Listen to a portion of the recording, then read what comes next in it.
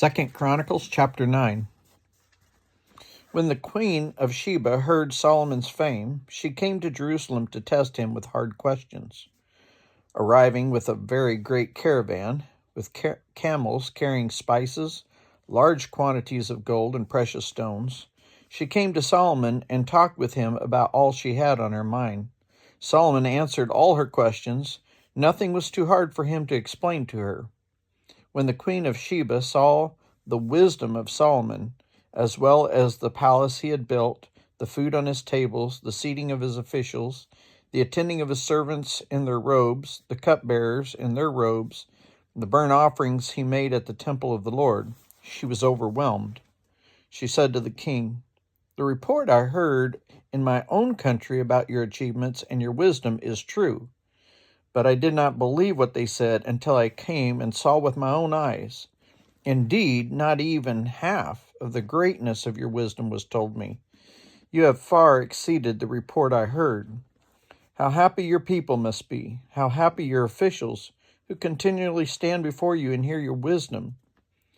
Praise be to the Lord your God, who has delighted in you and placed you on his throne as king to rule for the Lord your God.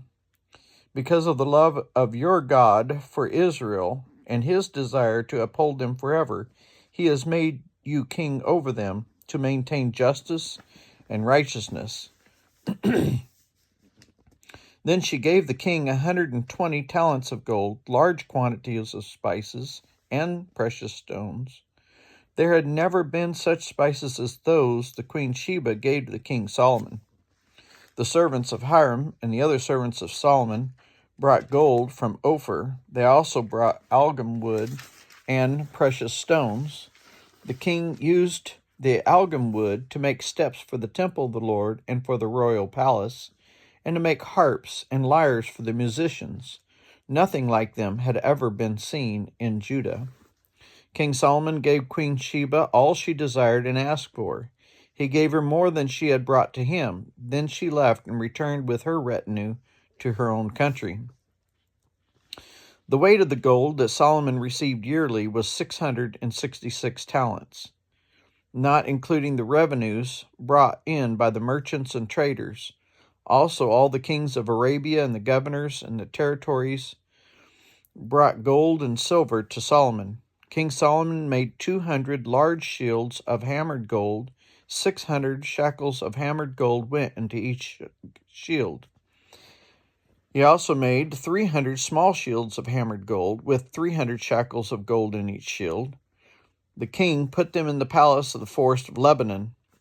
Then the king made a great throne covered with ivory and overlaid with pure gold. The throne had 6 steps, and a footstool of gold was attached to it. On both sides of the seat were armrests, with a lion standing beside each of them. 12 lions stood on the 6 steps, one at either end of each step. Nothing like it had ever been made for any other kingdom.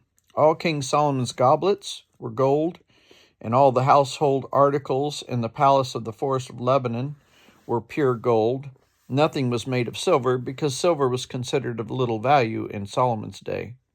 The king had a fleet of trading ships manned by Hiram's servants. Once every 3 years it returned, carrying gold, silver, ivory, apes, and baboons. King Solomon was greater in riches and wisdom than all the kings of the earth. All the kings of the earth sought audience with Solomon to hear the wisdom that God had put in his heart. Year after year, everyone who came brought a gift, articles of silver and gold and robes, weapons and spices and horses and mules.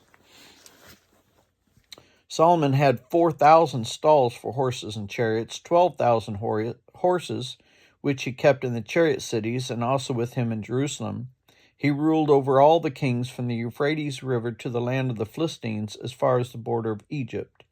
The king made silver as common in Jerusalem as stones, and cedar as plentiful as sycamore trees in the foothills. Solomon's horses were imported from Egypt and from all other countries.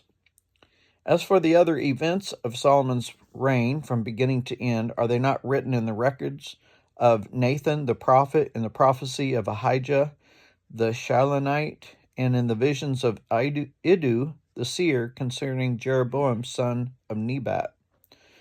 Solomon's reigned in Jerusalem over Israel 40 years. Then he rested with his ancestors and was buried in the city of David his father, and Rehoboam his son succeeded him as king.